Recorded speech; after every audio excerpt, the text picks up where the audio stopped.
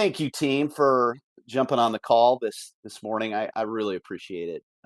Today's call, episode 184, Take Flight, Create Your Destination. Before I get into detail, I want to talk about my professional purpose, and that is to help you, the broker, optimize your productivity and help you become the best version of yourself. Why? Because happy brokers sell more real estate. And I do that by helping you handle challenges and opportunities that you face every single day.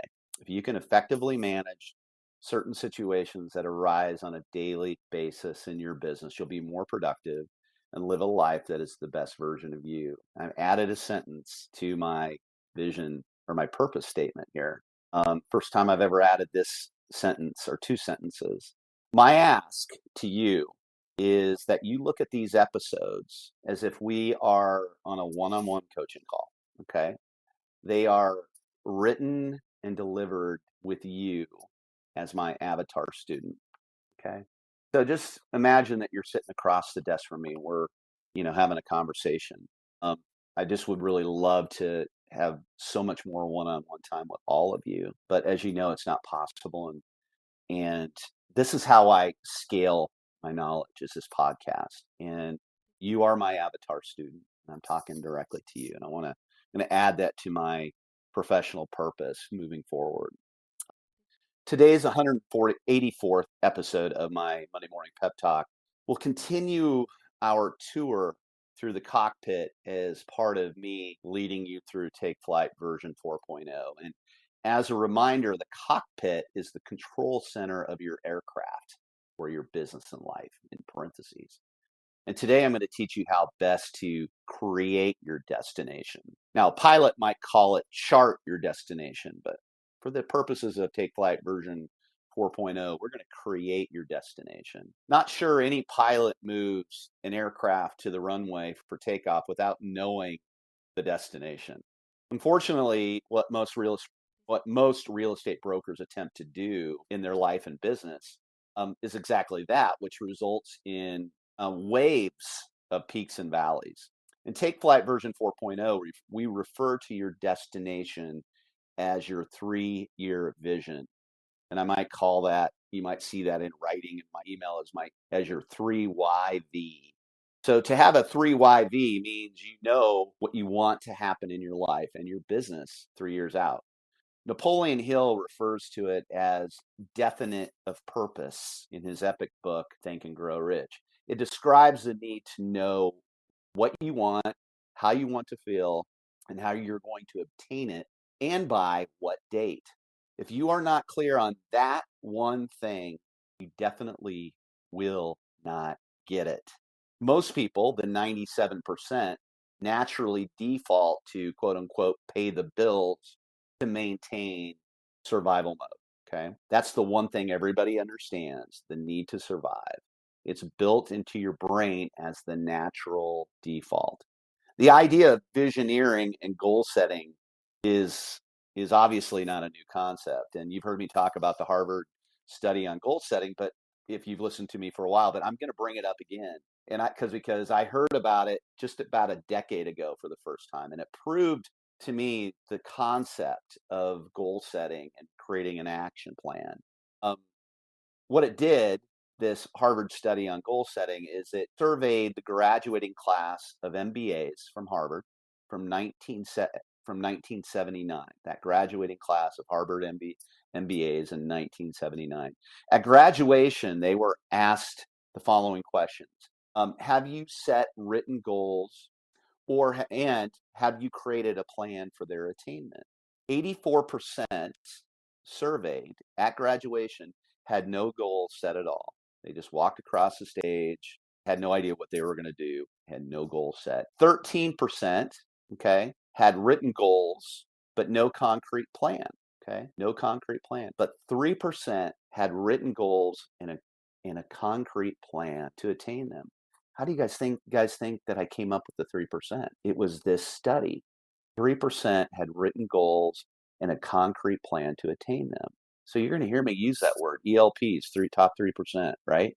Came from this. All right, were the results. 10 years later, the 13% that had goals but no plan were earning 2 times with the 84% of those that had no goals and no plan, 2x that 13%.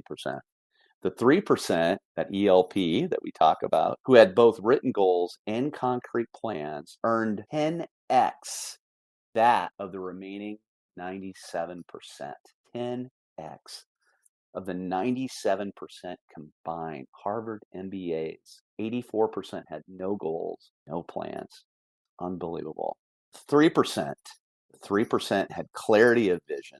They knew what they wanted and they had a plan for how they were going to go and achieve that goal.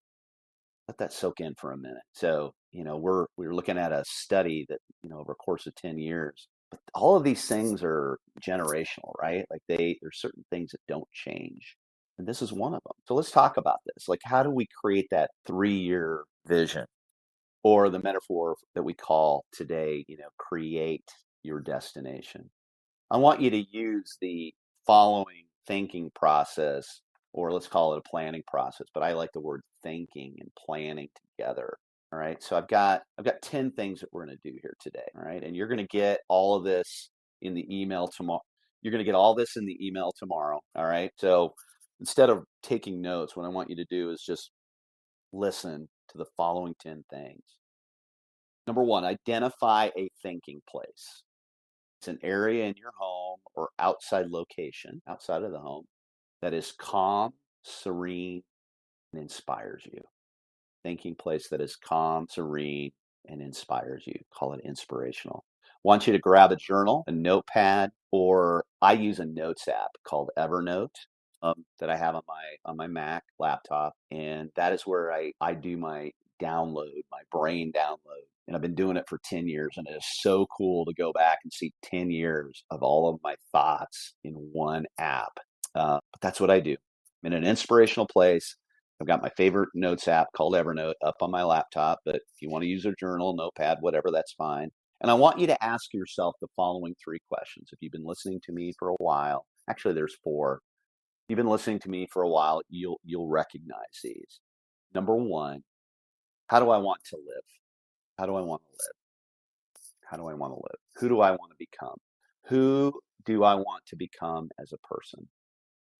You start writing, right? You ask yourself these questions. You start writing. Number 3, if you and I were sitting across the desk from each other, I'm on a phone call with you, I might ask you, if you and I were having this discussion about your vision 3 years from now, and we're looking back over those 3 years, what would have to happen in your life, both personally and professionally, for you to feel happy with your progress? That's the Dan Sullivan question, one of the top coaches on the planet. If we were having this discussion 3 years from today and we were looking back over those 3 years, what would have to happen in your life, both personally and professionally, for you to feel happy with your progress? Dan Sullivan question. You might ask yourself, what does 30,000 feet mean to me? What does 30,000 feet mean to me? So you take those questions and you just start writing down anything that comes to mind. This is step number 4. Through that, you can start to create the scenes of a movie trailer that you can use later in this process, right? You start writing. Start writing. Number 5, be aware of ego entering the space. I look at vision as the promises you're making yourself, while ego is the positive and negative external drivers that motivate you. Now, I want to make it clear that I will not try to define ego as something that is bad. In fact, ego can give you that extra fuel needed to meet your vision. You got to be careful, though, with ego.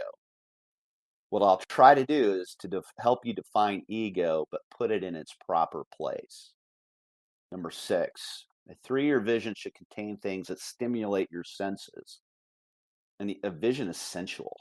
Travel, lifestyle, hours worked, bank balances, right? These are all things that are vision that you can feel. You can create that feeling of what it is or how you want to live, what type of person you want to become. Ego related items would be production levels and commissions earned. Okay. We're going to use all of those things as a way to get to your vision. Okay. People start saying, I want to, do X amount of sales. I want to make X amount a year. Okay. The answer to those questions is your vision, right? So when I've had people ask, bring this up during one-on-one sessions, and they'll say, I want to do X amount in production. Like I said, I want to make X amount a year in GCI. And I'll ask the question, why? Why do you want to do that? And you'd be surprised how many times people don't know the answer to those questions. The answer to those questions is your vision. You got to go another layer down, 2 layers down, 3 layers down to get to your vision. Money does not solve or create happiness. You've heard the stories of people selling their businesses for hundreds of millions of dollars. The minute they sell that company, they're miserable. So money is not the answer. That's ego. Vision is the answer. Okay. So after all of that, take all of your notes and categorize them into statements that support your 3YV. Note, as you move through those 3 years, the specifics of your vision could change. And you'll find yourself editing, or in some cases, leveling up your vision during that 3 years. I do it every single time, but you got to start somewhere. It's like a painting, right? You've created what you want that painting to look like before you ever start to paint. But you might add some things, might change some things as you go through the production or living life process. Things change in your life. All right. So just know that there will be some editing that goes on. Create your goal board. A goal board is words, or a vision board, pictures that support your vision. I personally like a goal board. I like to see the words. But there's many of you that have a vision board that inspires you, that you look at it and say, yeah, I want that. I'm going to get up. I'm going to work towards that. Keep it in a place that's easy for you to review. I have all my goals, my goal board in a binder, or actually, in my planner. It's all right there because I look at it every single day. I look at my 3-year vision. I look at my annual theme. I look at my quarterly initiative. More on that down the road. Okay. Number 10, commit. Commit. Burn the ships. It's really fun to sit and think and talk about what you want to create in your life. But if you don't commit, you're just merely interested. Interest does not get you where you want to go. Commitment to doing what it takes for 3 years to live the highest level version of your life. And in 3 years, we'll do it all over again. When you learn this, it's literally not fair to your competition. Your vision will literally become the filter for your life. It will pick your friends and who you spend time with on a daily basis. Your vision will pick what you eat and drink, and it will keep you motivated when you want to throw in the towel. By doing the exercise I've presented today, you'll have your destination in place and will have automatically become part of the top 13% of achievers just by writing down your goals, right? Beware, many of you will want to skip this exercise and go straight to action immediately, back to selling homes. That mindset will lead you to years and years of continued peaks and valleys. It'll push you down into the bottom 87%.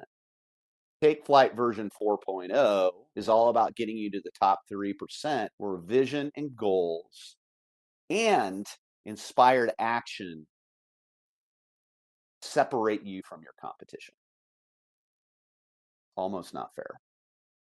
In the next few weeks, I'll teach you the best ways to organize your efforts and bring your three-year vision to fruition.